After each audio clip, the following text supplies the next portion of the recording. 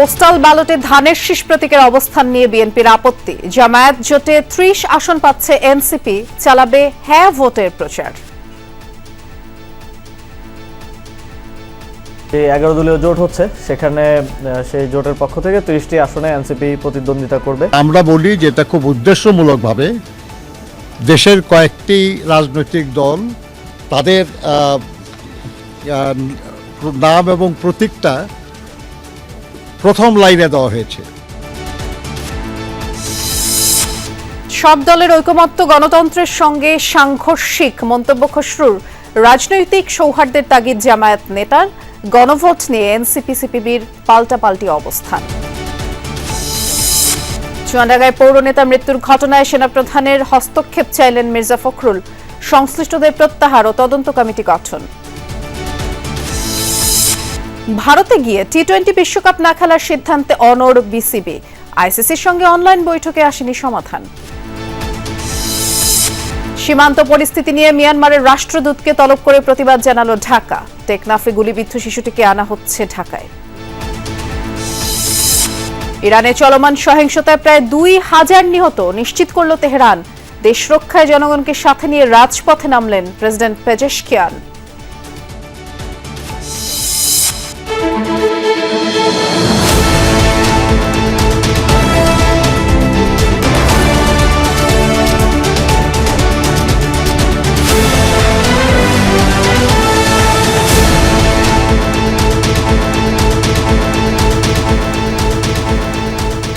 শুভেচ্ছা, আমন্ত্রণ সন্ধ্যার বাংলাদেশে। নুসরাত বৃষ্টির সাথে আছি। শিরোনামগুলো শুনছিলেন। প্রবাসীদের কাছে পাঠানো পোস্টাল ব্যালট পেপারে উদ্দেশ্যমূলকভাবে একটি রাজনৈতিক দলের নাম ও প্রতীক আগে দেয়া হয়েছে বলে অভিযোগ করেন বিএনপির স্থায়ী কমিটির সদস্য নজরুল ইসলাম খান।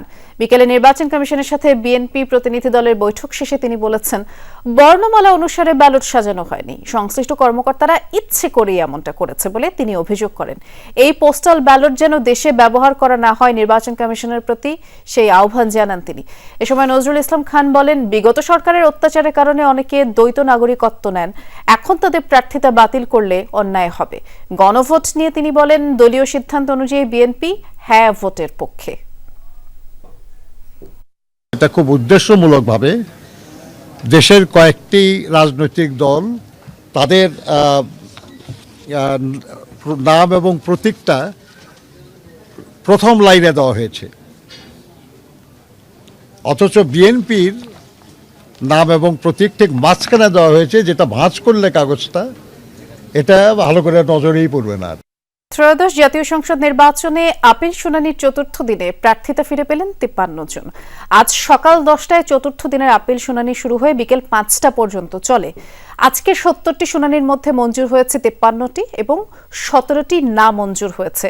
নোয়াখালী 5 আসন থেকে কামাল উদ্দিন পাটোয়ারি জেএসডি প্রার্থিতা বাতিল ঘোষণা করা হয়েছে। জামায়াত থেকে নোয়াখালী 5 আসনে মোহাম্মদ বেলায়েত হোসেন, কুমিল্লা 3 আসনে মোহাম্মদ ইউসুফ সোহেলের প্রার্থিতা বৈধ ঘোষণা করা হয়েছে। আজ 211 থেকে 280 নম্বর আপিলের শুনানি অনুষ্ঠিত হয়। আর আগামী 18 জানুয়ারি পর্যন্ত এই আপিলের শুনানি চলবে। ইনকাম ট্যাক্সের সাথে সম্পদের বিবরণের সাথে কিছুটা গরমিল থাকার কারণে আমাকে রিটার্নিং অফিসার বাতিল করছে। আমি আশা রাখি ইনশাল্লাহ আমাদের প্রার্থিতা আজকে ফিরে পাবো। আমি আশা করি মাননীয় নির্বাচন কমিশনের পক্ষ থেকে ন্যায় বিচার পাবো। আয়করের রিটার্ন আমরা জমা দিই না, যেহেতু টিন আমাদের নতুন ছিল, আমাদের জানা ছিল না বিষয়টা পরিপূর্ণভাবে। আমার যে মনের আশা, এই আশাটা যেন আলহামদুলিল্লাহ আল্লাহ পূরণ করে এবং আপিল শুনানিতে আমার রায় পেয়েছি। জামায়াত নেতৃত্বাধীন 11 দলীয় জোটে এনসিপির জন্য 30টি আসন ছাড় দেয়া হচ্ছে বলে জানিয়েছেন এনসিপির মুখপাত্র ও নির্বাচন পরিচালনা কমিটির চেয়ারম্যান আসিফ মাহমুদ সজীব ভুঁইয়া। বাকি 270 আসনে অ্যাম্বাসেডর থাকবে দলটির, যারা গণভোটে হ্যাঁ ভোটের প্রচারণা করবেন। আর পদত্যাগ করা নেতারা একদিন ঠিকই ফিরে আসবে বলে আশা করছে দলটি। বিস্তারিত সহকর্মী লামিয়া তিথির রিপোর্টে। আসসালামু আলাইকুম, ভালো আছেন আপনারা? ত্রয়োদশ জাতীয় সংসদ নির্বাচনের আর বাকি মাত্র 1 মাস। এরই মধ্যে দলীয় প্রার্থীরা যে যার মতো মাঠ তৈরিতে ব্যস্ত। চলছে আসন সমঝোতা। জাতীয় নাগরিক পার্টি এনসিপি শুরুতে 125 আসনে প্রার্থী ঘোষণা করেন। এর আগে এবি পার্টি আর রাষ্ট্র সংস্কার আন্দোলনের সাথে জোট করে দলটি। এর কদিন পরই সিদ্ধান্ত পাল্টে যোগ দেয় জামায়াতে ইসলামীর জোটে। দলটি জামায়াতের সঙ্গে জোট করায় আদর্শিক প্রশ্নে পদত্যাগ করেন এনসিপির অন্তত ২০ নেতা। ১২৫ আসনে প্রার্থী ঘোষণা করলেও শেষমেশ মনোনয়ন সংগ্রহ করেন ৪৪ জন। স্থগিত হয় ২ জনের, তারা আপিলও করছেন। ১১ দলীয় জোটের চূড়ান্ত আসন সমঝোতা এখনও ঘোষণা হয়নি। এনসিপির মুখপাত্র ও নির্বাচন পরিচালনা কমিটির চেয়ারম্যান আসিফ মাহমুদ জানালেন, শেষমেশ ৩০ আসনে লড়ছে তাদের দল। আমরা যে ১১ দলীয় জোট হচ্ছে সেখানে সেই জোটের পক্ষ থেকে ৩০টি আসনে এনসিপি প্রতিদ্বন্দ্বিতা করবে এবং ২৭০টি আসনে আমাদের যে সাংগঠনিক ভাবে যারা আছেন এনসিপির সবাই জোটের পক্ষ থেকে যে প্রার্থী থাকবে, জোটের অন্যান্য দলের পক্ষ থেকে সেই প্রার্থীর পক্ষেই প্রচারণা করবেন, ১১ দলীয় জোটের জন্য ভোট চাইবেন। মনোনয়ন বৈধ হওয়া বাকিরা প্রার্থিতা প্রত্যাহার করতে পারেন। দেশের স্বার্থে নেতাকর্মীরা এতে অসন্তুষ্ট হবেন না বলেও মনে করছে দলটি। ৩০টা আসন ছাড়া বাকি সবাইকেই আসলে নিবৃত করতে হয়েছে এবং আমাদের সকল প্রার্থী দলের স্বার্থে এবং বৃহত্তর জাতীয় স্বার্থে, যেটার জন্য আমরা জোট করেছি, তারা সেটা মেনে নিয়েছেন। আসিফ মাহমুদ জানান, জামায়াতের সাথে জোট করায় যারা পদত্যাগ করেছেন তাদের ফেরাতে আলোচনা চলছে, কিন্তু যে কারণে পদত্যাগ তা বহাল থাকার পরও কেন তারা ফিরবেন এ প্রশ্নে এনসিপির জবাব, এই জোটটা মূলত সংস্কারের পক্ষের জোট এবং আধিপত্যবাদের বিরুদ্ধে জোট। তাড়াহুড়োর মধ্যে হওয়ার কারণে খুব এখানে প্রক্রিয়াগত অনেক ছিল। আমি যদিও পরবর্তীতে দলে এসেছি, তো এটা আমাদের নেতাকর্মীদের সাথে ওইভাবে কনসালটেশনটা করারও সুযোগটা আসলে হয়ে ওঠেনি। আমরা তাদের সাথে কথা বলছি, তারা আমাদের এনসিপির অ্যাসেট বলে আমরা মনে করি। ভোটের মাঠে এখনও প্রশাসনের একটা বড় অংশ একটি দলের দিকেই ঝুঁকে আছে বলে অভিযোগ এনসিপির। আমরা দেখছি যে একটা নির্দিষ্ট পার্টির দিকে সরকারি কর্মকর্তা থেকে শুরু করে সোসাইটির বিভিন্ন এবং সরকারের বিভিন্ন অংশ একদিকে ঝুঁকে পড়ছে বলে আমরা মনে করছি। তো এটাকে আমরা লেভেল প্লেয়িং ফিল্ডের জন্য একটা অশনি সংকেত বলে মনে করি। জুলাই সনদে স্বাক্ষর না করলেও প্রার্থী না থাকা বাকি ২৭০ আসনে গণভোটে হ্যাঁ ভোটের প্রচারণায় অ্যাম্বাসেডর পাঠাচ্ছে এনসিপি। ২৭০ আসনেও চিন্তা করেছি যে আমরা গণভোটের প্রার্থী দিব। এটা আমাদের। লামিয়া তিথি, যমুনা নিউজ, ঢাকা। সব দলের ঐক্যমত প্রক্রিয়া গণতন্ত্রের সঙ্গে সাংঘর্ষিক বলে মনে করেন বিএনপি স্থায়ী কমিটির সদস্য আমির খসরু মাহমুদ চৌধুরী। কারণ হিসেবে তিনি বলেছেন, প্রতিটি দলেরই আলাদা আদর্শ লক্ষ্য রয়েছে, তাই সব দল মিলে সংস্কার করলে বাংলাদেশ পরিবর্তন হবে না। জামায়াত নেতা সাইফুল আলম খান বলেছেন, দলগুলোর মধ্যে রাজনৈতিক সৌহার্দ্য বজায় রাখতে হবে এবং গণভোটকে অপ্রয়োজনীয় বলেছেন সিপিবি সম্পাদক। রাজধানীতে এক আয়োজনে এসব কথা বলেন তারা। জাতীয় নির্বাচন ২০২৬ ও নাগরিক প্রত্যাশা শীর্ষক সংলাপের আয়োজন করে নাগরিক প্ল্যাটফর্ম। মঙ্গলবার রাজধানীর চিনমৈত্রী কনফারেন্স সেন্টারের এই সংলাপে সারা দেশ থেকে নানা বয়সী পেশাজীবীদের মতামত তুলে ধরা হয়। শান্তিপূর্ণভাবে সুষ্ঠু, অবাধ ও নিরপেক্ষ নির্বাচন চান নাগরিকরা। প্রত্যাশা, নির্বাচিত সরকার নাগরিকের নিরাপত্তা, সেবা, স্বাস্থ্য, শিক্ষা, কর্মসংস্থান সহ সকল অধিকার নিশ্চিত করবে। মতামত জানান রাজনৈতিক দলগুলোর নেতারাও। মনোনয়ন দিয়ে কোটি কোটি টাকা খরচ করেছেন, সেই টাকার উৎস কি? রাষ্ট্র সেই প্রশ্ন করে নাই। এই যে গণভোটটা হচ্ছে, গণভোটটা অপ্রয়োজনীয়। আসলে পরিবর্তনটা দেশের সিংহভাগ মানুষ মনে হয় না চায়। সবাই চাই যে ঘুষ, দুর্নীতি, অনিয়ম এছাড়া যে কোনো ধরনের সংস্কার পরিপন্থী ঘটনাবলী ঘটতে থাকুক, কিন্তু তাদের সহ্য ক্ষমতার মধ্যে। পলিটিক্যাল পার্টি যদি প্যারালালি নিজেদের রিফর্ম ইস্যুগুলোকে অ্যাকোমোডেট না করে, তাহলে রাষ্ট্র কখনো সংস্কার হবে না এবং সেটা একটা ম্যানিপুলেটেড সংস্কার হবে। আসন্ন নির্বাচনের প্রার্থীরাও নাগরিকের প্রত্যাশা পূরণের বিষয়ে কথা বলেন। কোনো রাজনৈতিক দল আজকে এই মব সন্ত্রাসের বিরুদ্ধে যদি কথা না বলে, তাহলে জনগণ কেমন করে তাদের কাছ থেকে একটা ভবিষ্যতে আইনের শাসন আশা করতে পারে? এই বিদ্যমান ব্যবস্থায় জবাবদিহিতা এনশোর করা খুবই ডিফিকাল্ট, কাঠামোটা খুবই দুর্বল। নির্বাচন নিয়ে শঙ্কার কথাও উঠে আসে আলোচকদের মন্তব্যে। নাগরিকরা আগের চেয়ে অনেক বেশি সচেতন এবং এই সচেতন নাগরিকদের কাছে যদি বিনয়ী রাজনীতিবিদরা ঠিক মতো আচরণ না করেন, তাহলে কিন্তু তাদেরও দেশে থাকা মুশকিল হয়ে যাবে। গুরুত্বপূর্ণ নেতা তো বললেন যে গণভোটের সম্পর্কে ক্যাম্পেইন চালানো আমাদের কাজ না। তা আমরা ইনশাআল্লাহ ক্যাম্পেইন চালাবো, আমাদের লিফলেট, বুকলেট এগুলো থাকবে। রাজনীতিকদের জনগণের কাছে জবাবদিহিতা নিশ্চিতের কথা বলেন বিএনপি নেতা আমির খসরু মাহমুদ চৌধুরী। এই যে একটা টেন্ডেন্সি ডেভেলপ করেছে ইদানিং বাংলাদেশে, আমরা সব ঐক্যমত হয়ে যাই, আমরা সব ঐক্যমত হয়ে যাবো, বাংলাদেশের প্রবলেম সলভ।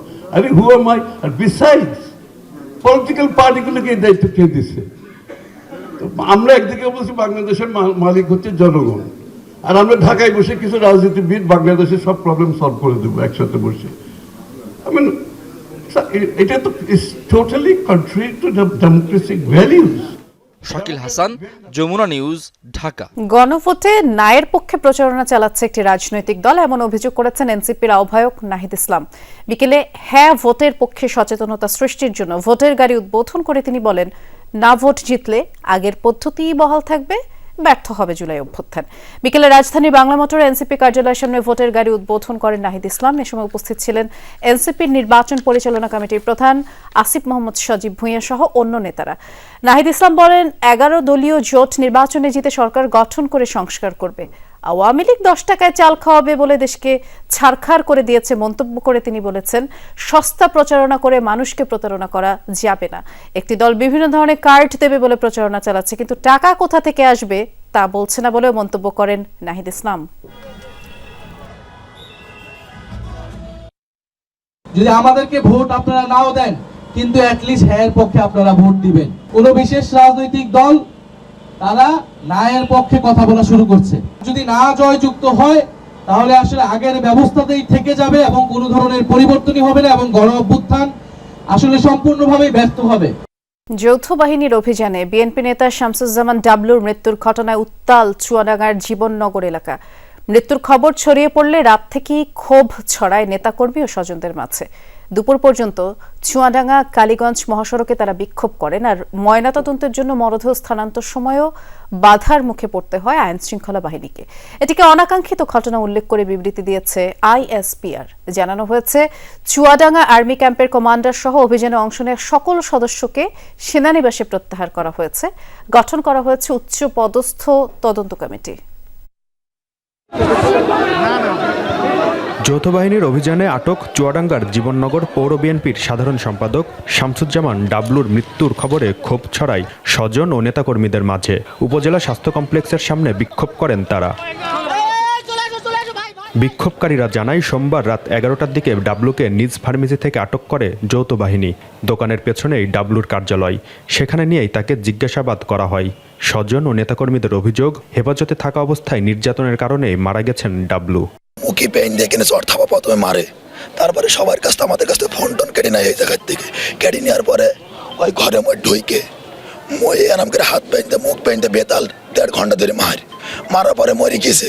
গুংরানোর আসতে সারা মারার মেরেন না আমি মারা যাব এমন শব্দ আমি এখানে যারা ছিল দোকানদার তারা সবাই পাইছে, যেটা সত্য কথা। কোন লোক ওখানে যে নিরাপত্তা পায়নি যে একটা ভালোভাবে কথা বলবে, বাবা কি হয়েছে কি ঘটনা, এই ধরনের ঘটনা জানতে চলেও তাকে পিটিয়ে ওখান থেকে তাড়ানো হয়েছে। এই ঘটনার প্রতিবাদে গভীর রাত থেকে মঙ্গলবার দুপুর পর্যন্ত চলে বিক্ষোভ। পরিস্থিতি সামাল দিতে গিয়ে তোপের মুখে কর্মকর্তারা। এক পর্যায়ে জেলা প্রশাসক, পুলিশ সুপার, সেনা কর্মকর্তা ও বিএনপির সিনিয়র নেতাদের আশ্বাসে সড়ক থেকে সরে যান বিক্ষোভকারীরা। পরে মরদেহ নেওয়া হয় সদর হাসপাতালের মর্গে। আমরা কেউ আইন হাতে তুলে নেব না, আইনকে সম্মান করব। বিচার আমরা চাই, সেই বিচারের প্রতিশ্রুতি সরকার দেবে। সরকার পরিচালনার দায়িত্ব এই জেলায় প্রধান ডিসি সাহেব, এসপি সাহেব, ওনারা কথা বলবেন। সরকারের সর্বোচ্চ মহলের কাছে জানানো হয়েছে এবং তারা বলেছে তদন্ত করে যদি জানা যায় যে এটা হত্যাকাণ্ড, আইনগত সর্বোচ্চ ব্যবস্থা নেওয়া হবে। এদিকে আইএসপিআর জানিয়েছে, একটি ফার্মেসি থেকে শামসুজ্জামান ওরফে ডাবলুকে আটক করা হয়। পরে তার দেয়া তথ্যে একটি পিস্তল ও গুলি উদ্ধার করে যৌথ বাহিনী। অভিযান শেষে হঠাৎ অসুস্থ হয়ে পড়লে আটককৃত ব্যক্তিকে দ্রুত উপজেলা স্বাস্থ্য কমপ্লেক্সে নেওয়া হয়। পরে চিকিৎসক তাকে মৃত ঘোষণা করেন। ঘটনাটিকে অনাকাঙ্ক্ষিত ও দুঃখজনক উল্লেখ করে আইএসপিআর আরও জানায়, এরই মধ্যে ক্যাম্প কমান্ডার ও অভিযানে অংশ নেওয়া সেনা সদস্যদের সেনানিবাসে প্রত্যাহার ও তদন্তের জন্য একটি উচ্চপদস্থ তদন্ত কমিটি গঠন করা হয়েছে। জিসান আহমেদ, যমুনা নিউজ, চুয়াডাঙ্গা। এদিকে চুয়াডাঙ্গার জীবননগর পৌর বিএনপির সাধারণ সম্পাদক শামসুজ্জামান ডাবলুকে নিরাপত্তা বাহিনীর সদস্যদের হাতে নির্যাতনের কারণে মৃত্যু হওয়ায় দুঃখ ও শোক প্রকাশ করে বিবৃতি দিয়েছেন বিএনপি মহাসচিব মির্জা ফখরুল ইসলাম আলমগীর।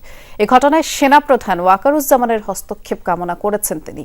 মঙ্গলবার শোক বিবৃতিতে মহাসচিব বলেন, গতরাতে চুয়াডাঙ্গার জীবননগর পৌর বিএনপির সাধারণ সম্পাদক শামসুজ্জামান ডাবলুকে নিরাপত্তা বাহিনীর কতিপয় সদস্য অস্ত্র উদ্ধারের নামে ধরে নিয়ে গিয়ে অমানসিক নির্যাতন চালায়। এতে করে তার মৃত্যু হয়। তিনি বলেন, নিরাপত্তা বাহিনীর সদস্যদের দ্বারা সংগঠিত এ ধরনের ঘটনা দেশের জন্য শুভ নয়। বিচার বহির্ভূতভাবে শামসুজ্জামান ডাবলুকে নির্যাতন করে হত্যা করা দেশের প্রচলিত আইনের প্রতি চরম অবমাননা। আগামী সংবিধান কেমন হবে তা নির্ভর করছে গণভোটের উপর, এমনটা জানিয়েছেন প্রধান উপদেষ্টা ডক্টর মোহাম্মদ ইউনূস। সকালে দক্ষিণ এশীয় উচ্চশিক্ষা আঞ্চলিক সম্মেলনের উদ্বোধনী অনুষ্ঠানে তিনি আশা প্রকাশ করেন, আগামী নির্বাচনে অনেক তরুণ প্রার্থী বিজয়ী হয়ে সংসদে যাবেন। চাকরি নির্ভর শিক্ষা ব্যবস্থার সমালোচনা করেন প্রধান উপদেষ্টা। উচ্চশিক্ষার বর্তমান অবস্থান ও ভবিষ্যৎ দিক নির্দেশনা 2026 শীর্ষক 3 দিনব্যাপী দক্ষিণ এশীয় আঞ্চলিক সম্মেলনের উদ্বোধন করেন প্রধান উপদেষ্টা doctor Mohammad Yunus. This was supposed to be the idea of SARC, that we get together and make exchanges. বাংলাদেশের শিক্ষা ব্যবস্থার সমালোচনা করেন প্রধান উপদেষ্টা। শিক্ষার্থীদের শুধু চাকরির জন্য পড়াশোনা না করার আহ্বান জানিয়ে তিনি উদ্যোক্তা হওয়ার পরামর্শ দেন। This will be taken up seriously in this gathering, in this discussion, where we are, what is being missed, how we can run and be in the front rather than falling behind. So that's the challenge of the day. It's not going away. It will show up again and again unless we fix us. তিনি বলেন, ফেব্রুয়ারিতে সংসদ নির্বাচন আয়োজনে কোনো শঙ্কা নেই। আগামীর সংবিধান কেমন হবে তা নির্ভর করছে গণভোটের উপর। Now is election time. Election is coming up on 12th of February. The uprising tore apart everything. They created their own charter, July Charter, to undo everything that we are stuck up with. So there will be referendum to adopt what the future constitution of Bangladesh should be like. Because they felt the root of all the trouble is the constitution. We can't go along with that institution. এবারের নির্বাচনে তরুণ প্রার্থীদের জয়ের ব্যাপারেও আশা প্রকাশ করেন প্রধান উপদেষ্টা। বলেন, তরুণদের হাতেই দেশের ভবিষ্যৎ। They have formed their own political party, and very soon, on the 13th of February, they will be on the ballots. I'm sure some of them will get elected. They were in our classroom the other day. Now they are on the street, and then they are in the political party of their own. And if they get elected, someone may be the education minister. এ সময় তরুণদের স্বপ্নবাজ হওয়ার আহ্বান জানান প্রধান উপদেষ্টা doctor Mohammad Yunus. Lamia তিথি, Jamuna news, Dhaka. সাবেক প্রধানমন্ত্রী শেখ হাসিনা, আজমিনা সিদ্দিক ও tulip Siddique সহ 18 জনের বিরুদ্ধে রাজুকের পূর্বাচল নতুন শহর প্রকল্পে প্লট দুর্নীতির আরও একটি মামলার রায়ের দিন 2 ফেব্রুয়ারি ধার্য করেছেন আদালত। মঙ্গলবার ঢাকার 4র্থ বিশেষ জজ আদালত এই দিন নির্ধারণ করেন।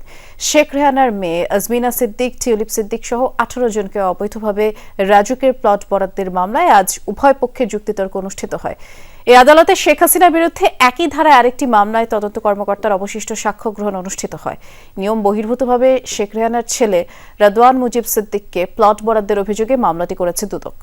ক্ষমতার অপপ্রয়োগ করে শেখ হাসিনা পূর্বাচল নতুন শহর প্রকল্পে নিজের এবং পরিবারের নামে 60 কাঠা জমি নেয়ার অভিযোগেই 6টি মামলা করে দুদক। এর মধ্যে 4টি মামলায় শেখ হাসিনা সহ অন্য আসামিদের বিভিন্ন মেয়াদে সাজা দেওয়া হয়েছে। টি-20 বিশ্বকাপ নিয়ে ভিডিও কনফারেন্সে অংশ নিলেও কোনো সিদ্ধান্ত ছাড়াই মুলতবি বিসিবি ও আইসিসির ভার্চুয়াল সভা। তবে ইতিবাচক সিদ্ধান্তে আসতে আলোচনা চালিয়ে যাবে দুপক্ষ। এদিকে টি-20 বিশ্বকাপ খেলতে ভারতে না যাওয়ার সিদ্ধান্তে অনড় বাংলাদেশ। বিপরীতে সূচি ঘোষণা হওয়ায় বিসিবিকে অবস্থান পরিবর্তনের অনুরোধ আইসিসির।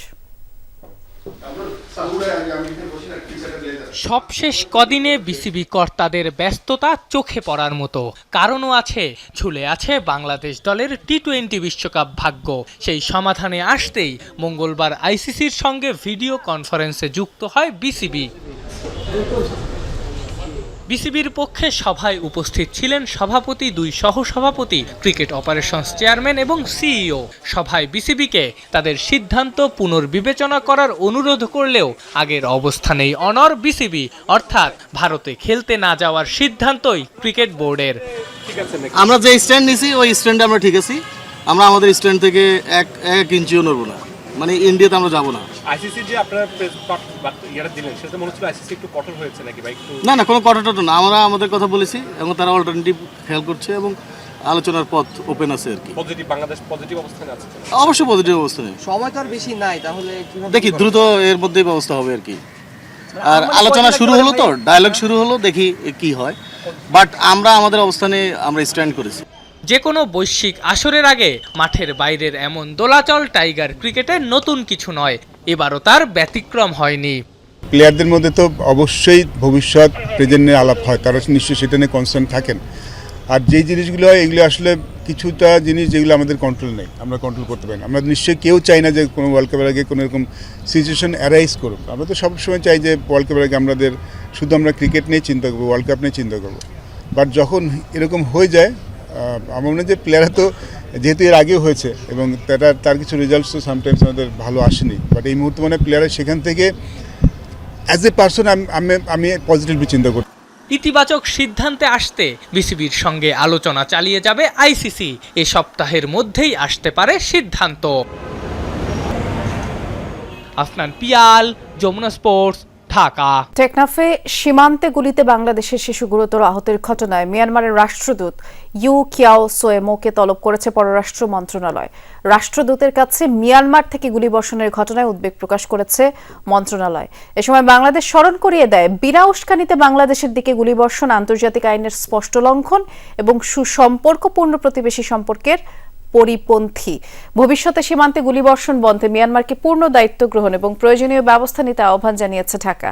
একই সাথে মিয়ানমারের কর্তৃপক্ষ সশস্ত্র গোষ্ঠীগুলোর মধ্যে যাই ঘটুক না কেন, তা যেন কোনোভাবেই বাংলাদেশের জনগণের জীবন জীবিকায় প্রভাব না ফেলে, এই বিষয়টিও নিশ্চিত করতে বলা হয়েছে। আর মিয়ানমারের রাষ্ট্রদূত আশ্বস্ত করেছেন যে তার সরকার এ ধরনের ঘটনা রোধে প্রয়োজনীয় ব্যবস্থা নেবে। টেকনাফে আহত শিশু ও তার পরিবারের প্রতি গভীর সমবেদনা প্রকাশ করেছেন রাষ্ট্রদূত। এদিকে এই ঘটনায় আহত টেকনাফের 9 বছর বয়সী শিশুটিকে চট্টগ্রাম থেকে ঢাকায় আনা হচ্ছে। তাকে লাইফ সাপোর্টে রাখা হয়েছে। শিশুটির অবস্থা সংকটাপন্ন বলছেন চিকিৎসকরা। গুলিবিদ্ধ মাথার চাপ কমাতে খুলির একটি অংশ খুলে রাখা হয়েছে।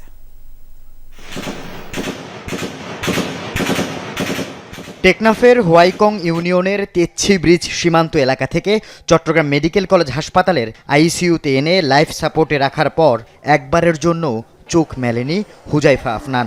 9 বছর বয়সী মেয়ের এই অবস্থায় আহাজারি করতে করতে জ্ঞান হারাচ্ছেন মা সাবেকুন নূর। চিকিৎসকেরা জানান, অস্ত্রোপচার করেও শিশুটির মাথায় লাগা গুলি বের করা যায়নি। মাথার চাপ কমাতে খুলির একটি অংশ খুলে রাখা হয়েছে। মঙ্গলবার সকালে মেডিকেল বোর্ড বসিয়ে করা হয় নানা পরীক্ষা নিরীক্ষা। তার গুলির পজিশনটা খুবই একটা ব্রেনের এমন একটা জায়গায় যেখান থেকে এই গুলিটা বের করা খুবই আমাদের এখানে প্রায় আমাদের ডাক্তাররা তেমন একটা ইয়ে করতে পারে না। এটার উন্নত চিকিৎসার জন্য বাচ্চাটাকে আমরা আমাদের যেটা নিলস বলি আমরা, ন্যাশনাল ইনস্টিটিউট অফ নিউরোসায়েন্স, ওখানে রেফার করা হচ্ছে। বাচ্চার অবস্থা খুবই ক্রিটিক্যাল কন্ডিশন, সে লাইফ সাপোর্টে আছে। আমরা আইসিইউ অ্যাম্বুলেন্সে করে তাকে আমাদের ডাক্তার সহ তাকে পাঠানো হচ্ছে। বোর্ডের সিদ্ধান্ত অনুযায়ী উন্নত চিকিৎসার জন্য ঢাকার নিউরোসায়েন্স হাসপাতালে পাঠানো হয়। বিকালে তাকে বহনকারী অ্যাম্বুলেন্স ঢাকার উদ্দেশ্যে রওনা হয়। উন্নত চিকিৎসা ও ব্যয়ভার বহনে সরকারের সহযোগিতা কামনা করেন শিশুটির স্বজনরা। না, একবার জন্য চোখও মেলেনি, একবার তিনি জ্ঞানে ফিরেননি। অর্ধেক খুলে ফ্রিজে রাখা হয়েছে, নাকি বুলেটটা লাগার কারণে, মাথার মধ্যে আসার কারণে এর উপরে নাকি রক্তের ছাপ লাগছে। উন্নত চিকিৎসা সেই ড্রাইভারগুলা প্রশাসনের মাধ্যমে, দেশের মাধ্যমে তারা নিয়ে উন্নত চিকিৎসা করবে আর কি। এদিকে গত রোববার মিয়ানমারে বিদ্রোহী গোষ্ঠী আরাকান আর্মির সাথে রোহিঙ্গা সশস্ত্র গোষ্ঠীর মধ্যে গোলাগুলির সময় বাংলাদেশে পালিয়ে এসে আইন শৃঙ্খলা বাহিনীর হাতে আটক রোহিঙ্গা সশস্ত্র গোষ্ঠীর 52 জন সদস্যকে টেকনাফ থেকে কক্সবাজার আদালতে হাজির করা হয়। আদালত তাদের কারাগারে পাঠানোর নির্দেশ দেন। আল আমিন শিকদার, যমুনা নিউজ। ইরান এখন পাল্টাপাল্টি বিক্ষোভে উত্তাল। দেশ জুড়ে সরকার বিরোধী আন্দোলনের প্রতিবাদে সড়কে নেমেছে সরকারপন্থী লাখো মানুষ। বিক্ষোভে অংশ নিয়ে দেশব্যাপী সহিংসতার বিরুদ্ধে স্লোগান দিয়েছেন স্বয়ং প্রেসিডেন্ট মাসুদ পেজেশকিয়ান। চলমান সংঘাতে প্রায় 2000 মানুষ নিহত হয়েছে বলে নিশ্চিত করেছে তেহরান। এদিকে হোয়াইট হাউস জানিয়েছে ইরানে হামলার বিষয়টি বিবেচনায় থাকলেও আলোচনার পথ খোলা রেখেছে যুক্তরাষ্ট্র। রাজধানী তেহরানের ইনকিলাব স্কোয়ারে জনতার সাথে সামিল ইরানের প্রেসিডেন্ট মাসুদ পেজেশকিয়ান। গত 2 সপ্তাহের লাগাতার বিক্ষোভ সহিংসতার প্রতিবাদে হাজার হাজার মানুষের সাথে র্যালিতে অংশ নিয়েছেন তিনি। ইরান সরকারের সমর্থনে হওয়া র্যালিতে পেজেশকিয়ান ছাড়াও অংশ নেন প্রধান বিচারপতি Gholam Hossein Mohseni, vice president Reza Aref সহ দেশটির ঊর্ধ্বতন কর্মকর্তারা। একই দিন ইরানের বুশের Khorasan, Isfahan, Gilan, Sistan Baluchestan, Bandar Abbas, Chahar মাহাল সহ বহু স্থানে বিক্ষোভ করে সরকারপন্থীরা। কয়েকদিনে টানা ব্ল্যাকআউটের পর সোমবার কিছুটা স্বাভাবিক হয়েছে ইন্টারনেট পরিস্থিতি, আর তাতেই প্রকাশ পাচ্ছে বিক্ষোভকারীদের তাণ্ডবে ক্ষয়ক্ষতির চিত্র। পাশাপাশি হাসপাতালগুলোয় নিরাপত্তা বাহিনীর গুলিতে আহতদের ভিড়, মর্গগুলোতে জমেছে মরদেহের স্তূপ। বিক্ষোভ দমনে দেশজুড়ে ধরপাকড়, হামলা অব্যাহত রেখেছে ইরানের নিরাপত্তা বাহিনী। যুক্তরাষ্ট্র বলছে বিক্ষোভকারীদের পক্ষ নিয়ে ইরানে হামলার বিষয়টি এখনও মার্কিন প্রেসিডেন্ট ডোনাল্ড ট্রাম্পের বিবেচনাধীন, তবে আলোচনার মাধ্যমে সমাধানকে অগ্রাধিকার দেওয়ার পক্ষে তিনি। প্রেসিডেন্ট ট্রাম্পের টেবিলে সব বিকল্পই থাকে, সেগুলোর মধ্যে বিমান হামলাও একটি। তবে কূটনীতি প্রেসিডেন্টের প্রথম পছন্দ। ইরানি শাসকরা প্রকাশ্যে যা বলছেন তা তাদের ব্যক্তিগতভাবে পাঠানো বার্তার চেয়ে সম্পূর্ণ আলাদা। তাদের বার্তাগুলো পর্যালোচনার আগ্রহ রয়েছে প্রেসিডেন্টের। এমন পরিস্থিতিতে খামেনি প্রশাসনকে চাপে ফেলতে নতুন নিষেধাজ্ঞা আরোপের হুঁশিয়ারি দিয়েছে ইউরোপীয় ইউনিয়ন। বিপুল প্রাণহানির নিন্দা জানিয়েছে অস্ট্রেলিয়া। মোস্তফা মাহমুদ, যমুনা নিউজ। রাজধানীর পশ্চিম রাজাবাজারে নিজ বাসায় খুন হয়েছেন জামায়াত নেতা ও হোমিও চিকিৎসক আনোয়ার উল্লাহ। ভোরে বাসার গ্রিল কেটে ঢুকে তাকে এবং তার স্ত্রীর হাত পা বেঁধে লুটপাট চালায় 2 যুবক এবং মারধরের এক পর্যায়ে আনোয়ারের মৃত্যু হয়। পরিবারের দাবি এটি নিছক চুরি নয়, পরিকল্পিত হত্যাকাণ্ড। সিসি ক্যামেরায় দেখা যায় মঙ্গলবার রাত 2:30টার দিকে প্রথমে বারান্দার গ্রিল, পরে রুমের জানালা কেটে আনোয়ার উল্লাহর ঘরে প্রবেশ করে 2 জন। প্রায় 2 ঘন্টা পর বের হতে দেখা যায় তাদের। পশ্চিম রাজাবাজারের এই বাসায় দোতলায় থাকতেন হোমিও চিকিৎসক আনোয়ার ও তার স্ত্রী। তৃতীয় তলায় থাকতেন তাদের মেয়ে। পরিবার জানায় খুনিরা ভেতরে প্রবেশ করে 2 জনকে বেঁধে ফেলে। এরপর হত্যা করা হয় আনোয়ারকে। দুর্বৃত্তরা 8 ভরি স্বর্ণ ও নগদ 5 লাখ টাকা সাথে নিয়ে গেছে। স্বজনদের দাবি নিছক চুরি নয়, হত্যার উদ্দেশ্যে হানা দেয় তারা। আমার মায়ের কথা শুনে মনে হয়েছে যে ওরা হত্যা করার জন্য, কারণ আগে ওরা বাবাকে মেরেছে, তারপর নিশ্চিত হয়েছে মারা গেছে, পানিটা নিচে দিয়ে তারপর বাসা থেকে গিয়েছে। তো ফুপুকে মারতে আসেনি, বলছে যে ওনাকে মারতে আসছে। ওনাকে যখন মারে তখন বলে যে তোকে এখন মেরে ফেলবো, কালেমা পড়। হোমিও চিকিৎসার পাশাপাশি জামায়াতের রাজনীতির সাথে জড়িত আনোয়ার উল্লাহ। তিনি 28 নম্বর ওয়ার্ড জামায়াতের সহসভাপতির দায়িত্বে ছিলেন। এই সরকারের প্রতি দাবি থাকবে আমাদের, সেটা হচ্ছে আজকের ভিতরে আসামিকে গ্রেফতারের জন্য সর্বোচ্চ প্রচেষ্টা চালানো। পুলিশ জানায় চুরি নাকি পরিকল্পিত হত্যা তা তদন্তে উঠে আসবে। হাত পা বেঁধে এবং মুখে কাপড় ঢুকিয়ে অচেতন অবস্থায় রাখে। পরবর্তীতে ওনার যে মেয়ে একই বিল্ডিংয়ে বসবাসকারী, তারা যখন জানতে পারে সকালবেলা গিয়ে তাকে মৃত অবস্থায় দেখতে পায়। অভিবাসন গৃহ করতে যিনি আছেন জনাব আনোয়ারুল্লাহ, তার স্ত্রী, তাকেও মারধর করা হয়েছে, এই মর্মে আমরা জানতে পেরেছি। নিহত আনোয়ার এলাকায় মানবিক ডাক্তার হিসেবে পরিচিত ছিলেন। রাব্বি সিদ্দিকী, যমুনা নিউজ, ঢাকা। অন্তর্বর্তী সরকার পরিকল্পনা অনুযায়ী সব কাজ করতে পারেনি বলে মনে করেন অর্থ উপদেষ্টা। বলেন এক্ষেত্রে সরকারি কর্মচারীদের দক্ষতার পাশাপাশি প্রয়োজন সমন্বয় ও সহযোগিতার, আর এজন্য ইচ্ছে থাকলেও পরিকল্পনা অনুযায়ী কাজ করা সম্ভব না বলে তিনি দাবি করেন। আমলাতন্ত্রের কারণে সরকার কাজ করতে পারছে না, টিআইবির গবেষণার জবাবে এমন বক্তব্য অর্থ উপদেষ্টার। তিনি বলেন এজন্য সরকার শতভাগ সাফল্যের দাবিও করছে না। অন্তর্বর্তী সরকার নতুন বাংলাদেশ গড়ার প্রতিশ্রুতি দিলেও অনেক কাজই করতে পারেনি। প্রশাসন, পুলিশ সহ সার্বিক সংস্কারেও অর্জিত হয়নি কাঙ্ক্ষিত লক্ষ্য। ট্রান্সপারেন্সি ইন্টারন্যাশনাল বাংলাদেশ টিআইবির গবেষণায় এক্ষেত্রে উপদেষ্টাদের সিদ্ধান্তে আমলাতন্ত্রের হস্তক্ষেপের বিষয়টি উঠে এসেছে। আমলাতন্ত্র সহ ক্ষমতাসীনদের একচ্ছত্র ও জবাবদিহিন কর্তৃত্বের চর্চার অব্যাহত রাখার সুযোগ রাখা হয়েছে। ক্রয় সংক্রান্ত উপদেষ্টা পরিষদের বৈঠক শেষে এ নিয়ে কথা বলেন অর্থ উপদেষ্টা। একেবারে যে সব হয়ে গেছে আমি বলে ফেলছি 100-র মধ্যে 100 পেয়ে গেছি, সেটা তো না। ডেফিনেটলি কিছু কিছু আমাদের এক্সপেকটেশন ছিল করতে পারবো, লিমিটেশন ছিল করতে পারে না। তার মধ্যে অনেক রকম কোঅপারেশন আছে, কোঅর্ডিনেশন আছে, সরকারি কর্মচারী এসে আছে, দক্ষ লোকের এসে আছে, নিষ্ঠা, এগুলো আছে। তো এগুলি ছাড়া আমরা পরিকল্পনা করলাম বা আমরা ইচ্ছা করলেও করে ফেলবো, সম্ভব না। গণ অভ্যুত্থান পরবর্তী বাংলাদেশের পরিস্থিতি নিয়ে নেপালের অন্তর্বর্তী প্রধানমন্ত্রী সমালোচনার জবাবও দেন সালেউদ্দিন আহমেদ। বলেন, ভালো করছে বাংলাদেশ। সবাই বলছে যে আমার ইউএন বলছে তোমার বাংলাদেশে রাখে, তোমরা যে হ্যাঁ বলো, অন্য এই দেশগুলি সব হ্যাঁ বলবে। আর কে কি বলেছে না বলেছে সেটা আমাদের হয়তো মাঝে মাঝে স্ন্যাক থাকবে, পলিটিক্যালি সে ডাইমেনশন, ইকোনমিক। সরল রেখায় কোনো দেশ জিনিস চলে না, সরল রেখায় দেশও উন্নতি হয় না। অর্থ উপদেষ্টা এলপিজি সমস্যার কথা স্বীকার করেন। বলেন, বিদ্যুৎ ও জ্বালানি নিয়ে দীর্ঘমেয়াদী পরিকল্পনা করছে সরকার। আমরা জ্বালানির ব্যাপারে একটা দীর্ঘমেয়াদী একটা পরিকল্পনা করা হয়েছে। জ্বালানিটা আমাদের একটা বড় চ্যালেঞ্জ। জ্বালানি যদি আমরা ইনশিওর না করতে পারি, লোকাল প্রোডাকশনরা, আমাদের নিজস্ব অফশোর ড্রিলিং, তারপরে আপনার কয়লার ব্যবহারটা কীভাবে করবে, এগুলো একটা কম্প্রিহেনসিভ হিসেবে করা হয়েছে।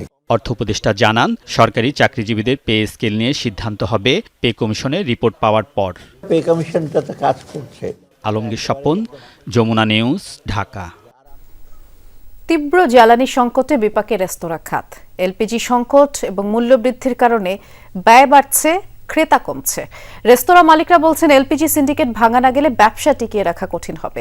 সকালে ডিআরইউতে সংবাদ সম্মেলনে এমন উদ্বেগের কথা জানিয়ে বাংলাদেশ রেস্তোরাঁ মালিক সমিতি নেতারা বলেছেন, ট্রেড ইউনিয়নের নামে রেস্তোরাঁ মালিকদের হয়রানি করা হচ্ছে।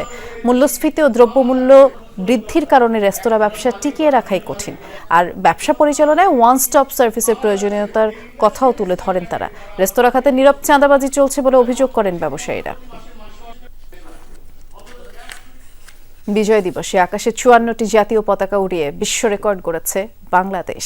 সন্ধ্যায় আন্তঃবাহিনী জনসংযোগ পরিদপ্তর ISPR এর এক বিজ্ঞপ্তিতে এই তথ্য জানানো হয়। বিজ্ঞপ্তিতে বলা হয়, গিনেস ওয়ার্ল্ড রেকর্ডস কর্তৃপক্ষ আনুষ্ঠানিকভাবে নিশ্চিত করেছে, এর মাধ্যমে বিজয়ের মাসে বাংলাদেশ এক অনন্য আন্তর্জাতিক সম্মান পেল। বাংলাদেশ সশস্ত্র বাহিনীর সাহসী ও দক্ষ স্কাই ডাইভারদের অংশগ্রহণে আকাশে ভেসে ওঠে লাল সবুজের 54টি পতাকা। পুরো উদ্যোগটি পরিকল্পনা ও বাস্তবায়ন করে আর্মড ফোর্সেস ডিভিশন। শুধু অর্জন একটি বিশ্ব রেকর্ড নয়, এটি বাংলাদেশের আত্মবিশ্বাস, শৃঙ্খলা, সশস্ত্র বাহিনী পেশাদারিত্বের উজ্জ্বল দৃষ্টান্ত।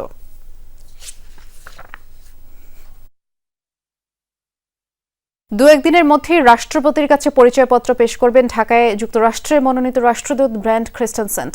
ঢাকায় পৌঁছানোর পরদিনই এ বিষয়ে আনুষ্ঠানিকতার স্বার্থে পররাষ্ট্র মন্ত্রণালয়ে আসেন তিনি। মঙ্গলবার দুপুরে মন্ত্রণালয়ে পৌঁছলে আমেরিকা উইং এর কর্মকর্তারা তাকে স্বাগত জানান। পরে পররাষ্ট্র সচিব আসাদ আলম সিয়ামের সাথে সাক্ষাৎ করেন ঢাকায় আগেও কাজ করা এই মার্কিন কূটনীতিক। এ সময় পরিচয়পত্র পেশ অনুষ্ঠানের জন্য প্রয়োজনীয় আলাপ সারেন মন্ত্রণালয়ের চিফ অব প্রটোকলের সাথে। আর ধারণা, বৃহস্পতিবার রাষ্ট্রপতির সাথে এই আনুষ্ঠানিকতার পর রাষ্ট্রদূত হিসেবে পথ চলা শুরু হবে ব্র্যান্ট ক্রিস্টেনসেনের।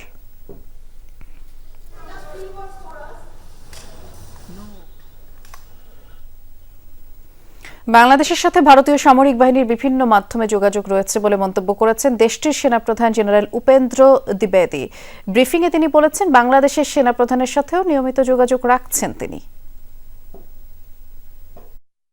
अगर वो इंटरिम सरकार है तो क्या जो वो एक्शंस ले रहा है, বাংলাদেশের ক্ষমতায় কি ধরনের সরকার রয়েছে সেই বিষয়ে বোঝাটা গুরুত্বপূর্ণ।